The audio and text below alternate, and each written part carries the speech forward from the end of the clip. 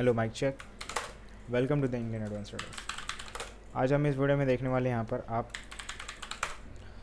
Mizoram DElEd के बारे में यहाँ पर आप अच्छे से समझेंगे इस वीडियो के थ्रू। राइट, तो आप देख सकते हैं यहाँ पर एप्लीकेशन फॉर्म आप कैसे फिल कर सकते हैं, कहाँ पे आपको एप्लीकेशन फॉर्म मिलेगी, आप एडमिशन कैसे ले सकते हैं मिज़ोरम डीएलएड के लिए, डीएलएड में आप कैसे ले सकते हैं। सिंपली आपको यहाँ पर दिखा देता हूँ क्या प्रोसेस है।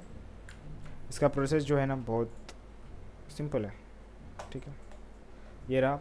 ठीक है, अब ये देख सकते हैं एप्लीकेशन फॉर्म, डेट्स आप देखेंगे, एलिजिबिलिटी देखेंगे कि आप एलिजिबल हो पाते हैं कि नहीं हो पाते हैं, कैसे होना, वो एलिजिबिलिटी जो देखनी होती है वो भी देखने का तरीका बताता हूँ, पैटर्न्स वगैरह जो रहेंगे सारी चीज़ें। तो ये स्टेट लेवल का आप एग्ज़ाम देते हैं जो हर एक बच्चे देते हैं, कोई जिनको भी यहाँ पर क्वालिफाई होना होता है वो यहाँ पर अप्लाई करते हैं। ट्रेनिंग प्रोग्राम्स होती है यहाँ पर, सिलेबस वगैरह सब अवेलेबल रहेगा, फैसिलिटीज़ रहेंगी काफ़ी, प्रोफेशनल स्किल्स आप सीखेंगे यहाँ से, स्टेक होल्डर्स एंड एजुकेशंस वगैरह। ठीक है, अब ये केरला में है, वर्किंग टूवर्ड। ओके, सो यहाँ पर स्टेट लेवल का आपको गाइडलाइंस दी जाती है और उसके बाद बेसिक कुछ एजुकेशन डिपार्टमेंट होते हैं जो काफ़ी ज़्यादा ट्रेंडेड है, इम्प्रूवमेंट है। ठीक है, अब यहाँ पर हम देखते हैं क्या सारी चीज़ें दी गई, जैसे कि आपके एग्ज़ाम का नाम आपको पता ही होगा, state council of education research and training Mizoram diploma in elementary education. अब ये फुल फॉर्म इसका मैंने बता दिया, आप पीछे शॉर्ट नेम में देख सकते हैं कैसे लिखा हुआ है, SCERT मिज़ोरम डीएलएड। ठीक है, इसका एग्ज़ाम का टाइप जो है यूजी लेवल का आपका एग्ज़ाम होता है, एग्ज़ाम लेवल जो स्टेट लेवल का होता है, कंडक्टिंग बॉडी आप देख सकते हैं, एप्लीकेशन मोड ऑनलाइन मोड से होगा और एग्ज़ाम मोड जो ऑफलाइन मोड से होगा। एग्ज़ाम का जो डेट है, अभी डेट आया नहीं आएगा, देयरफॉर मैं आपको डेट नहीं बता सकता, बट डेट आएगा, आपको ऑफिशियल वेबसाइट पे जाना होगा, चेक करना होगा और वहाँ पर आपको डेट दिख जाएगा और फिर आप उस डेट पे सारी प्रोसेस कंप्लीट कर सकते हैं। सिंपल। अब यहाँ पर हम बात करते हैं, जैसे कि आपको कुछ इंक्वायरी करनी है रिलेटेड टू मिज़ोरम डीएलएड के बारे में कुछ, तो ठीक है, तो यहाँ पर उसके लिए नंबर वगैरह आपको दे दिया गया, टेलीफोन नंबर, ईमेल आईडी पे इंक्वायरी कर सकते हैं जो भी आपको पूछना होगा। अब यहाँ पर हम बात करते हैं इंपॉर्टेंट डेट्स के बारे में। इंपॉर्टेंट डेट्स क्या है? इंपॉर्टेंट डेट्स यही है कि आपको उस डेट पे क्या होने वाला है, कौन से डेट पे क्या होने वाला है या फिर कब क्या होने वाला है, बस यही चीज़ है। आपकी एप्लीकेशन फॉर्म कब रिलीज़ होगी बस वो आपको पता नहीं, बट आपको इस डेट पे चेक करने पे पता चलेगी।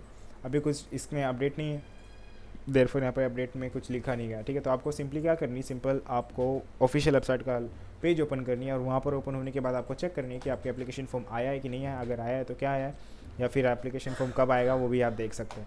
राइट, या फिर क्या चल रहा होगा उस समय वो भी बताया जाएगा। एप्लीकेशन फॉर्म के बारे में यहाँ पर आपको बता देता हूँ। एप्लीकेशन फॉर्म जो है जून में या फिर जुलाई के आसपास रिलीज़ होने के चांसेस ज़्यादा होते हैं। अब यहाँ पर क्या होता है, ये आप एप्लीकेशन फॉर्म कहाँ पे मिलेगी, सबसे पहली बात ये है कि आपकी एप्लीकेशन फॉर्म ऑफिशियल वेबसाइट पे रिलीज़ कर दी जाती है और वहाँ से आप जाकर के चेक कर सकते हैं। फिर उसके बाद एप्लीकेशन फॉर्म को इस यूनिवर्सिटी के वेबसाइट के थ्रू आपको क्या एप्लीकेशन फॉर्म को डाउनलोड करने का ऑप्शन आएगा, मिलेगा आपको, उस ऑप्शन पे क्लिक करके आप डाउनलोड कर सकते हैं अपना एप्लीकेशन फॉर्म। ऑनलाइन का फिलिंग का ऑप्शन रहेगा तो फिल कर सकते हैं, नहीं रहेगा तो आपको डाउनलोड करने का ऑप्शन रहेगा तो डाउनलोड कर लेना होगा आपके एप्लीकेशन फॉर्म को। डाउनलोड करने के बाद आपको उसमें सारी इन्फॉर्मेशन फिल करनी होगी रिटेन, ठीक है, हाथ से। फिर उसमें क्या फिल करेंगे, personal details, education related details, course related details, contact details, parents details and documents verification details. Okay, so यहाँ पर आपके फ़ोटोज़ एंड सिग्नेचर सब कुछ यहाँ पर लगेंगे, जो भी फॉर्मेट दिया जाएगा उस फॉर्मेट में ही डालने हैं, बाकी अलग सा नहीं कुछ करना है।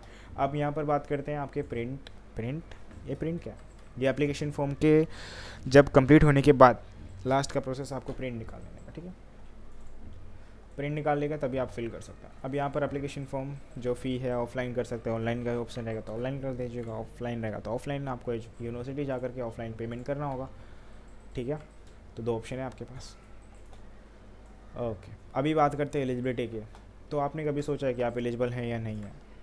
ठीक है, डायरेक्ट आप अप्लाई नहीं कर सकते, पहले आप एलिजिबिलिटी देखिए, आप एलिजिबल हो पा रहे हैं कि नहीं हो पा रहे हैं, पहले वो चेक करना होगा आपको खुद को। तो अगर आपने 12th क्लास कंप्लीट किया है तो आप एलिजिबल हैं, लेकिन आपने मार्क्स कितना परसेंट सिक्योर किया वो भी डिपेंड करता है। 50% आपने मार्क्स सिक्योर किया किसी भी बोर्ड यूनिवर्सिटी रिकॉग्नाइज यूनिवर्सिटी से आपने दिया, बट आपने 12th कंप्लीट किया है, 50% मार्क्स सिक्योर किया, येस आप एलिजिबल हैं। आपकी एज भी देखा जाएगा, एज कितना होना चाहिए, ठीक है, एज कितना होना चाहिए, 18 ईयर। ठीक है, at the time of admission 18 year completed होना चाहिए, आप एलिजिबल हैं।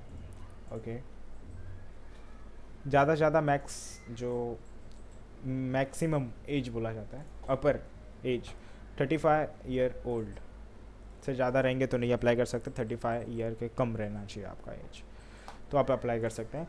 यही बात अगर रिज़र्व कैटेगरी की बात करें तो रिज़र्व कैटेगरी में आते हैं OBC, SC, ST, तो ये तीन कैटेगरीज़ यहाँ पर जो आते हैं इन लोग को जो एज में छूट मिलती है, मतलब 5 साल का एक्स्ट्रा मिलता है। अगर 35 है तो 40 इन लोग को मिलेगा, 40 तक एलिजिबल यहाँ तक ये लोग, ऐसा है।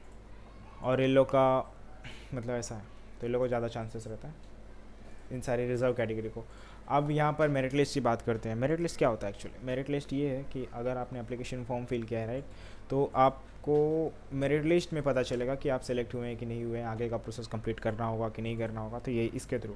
तो मेरिट लिस्ट में आपका नाम आया, सो दैट आपको आगे का प्रोसेस कंप्लीट करनी पड़ेगी, दैट इज़ काउंसलिंग प्रोसेस होती है। जिस काउंसलिंग प्रोसेस में आपके डॉक्यूमेंट्स वेरिफिकेशन प्रोसेस होंगे, आपके रजिस्ट्रेशन प्रोसेस होंगे, आपके एडमिशन फ़ीस पेमेंट प्रोसेस होंगे, ये सारी चीज़ें होती हैं, तभी आप आगे का प्रोसेस कंप्लीट कर सकते हैं, नहीं तो कुछ नहीं हो। तो जो भी आपको यहाँ पर टाइम दिया जाएगा उस टाइम पे आपको कंप्लीट करनी रहेगी। डेट दिया जाएगा, उस डेट के अंदर कंप्लीट करनी पड़ेगी, ठीक है। लिमिटेड डेट दिया जाता है, उस डेट के अंदर। काउंसलिंग के भी कुछ राउंड होते हैं। फर्स्ट राउंड होते हैं, फिर उस राउंड में आपको कंप्लीट करनी पड़ेगी। सेकंड राउंड होंगे, थर्ड राउंड होंगे, फोर्थ राउंड होंगे, जो भी ये लोग राउंड रखते हैं ऑफिशियल अथॉरिटी के थ्रू राउंड सेट होती है, वही राउंड पे आपको कंप्लीट करनी पड़ेगी, नहीं तो आप नहीं कर सकते। अब यहाँ पर when the counselling round is done, applicant need to download seat allowance letter. Official website के थ्रू आपको मिल जाएगा, वहाँ से आप डाउनलोड कर सकते हैं, ठीक है। या फिर आपको ऑफलाइन मिलने के चांसेस हैं। ऑफलाइन तो यहाँ पर बताया गया है, ऑफलाइन आप शायद ही चेक कर पाए, बट ऑनलाइन आपको मिल जाता है हमेशा में, हर एक यूनिवर्सिटी में होता है, ऑनलाइन मिल जाता है। अब यहाँ पर कैसा है, फिर आपको उसके बाद कॉलेज अलॉटेड का एक वो मिलेगा, क्या बोलते हैं, सर्टिफिकेट जो भी रहेगा, रिसिप्ट रहेगा या फिर सर्टिफिकेट रहेगा, सर्टिफिकेट रिसिप्ट जो भी है, तो वो आपको मिलेगा। उसको प्रिंट आउट निकाल लेना है, आपके पास पेपर फॉर्म में होना चाहिए आपका allowance, seat allowance letter and seat colleges letter, ये दोनों चीज़ बहुत इंपॉर्टेंट होते हैं। अब यही सारे प्रोसेस थे, मैंने सारे प्रोसेस आपको समझा दिया अच्छे से।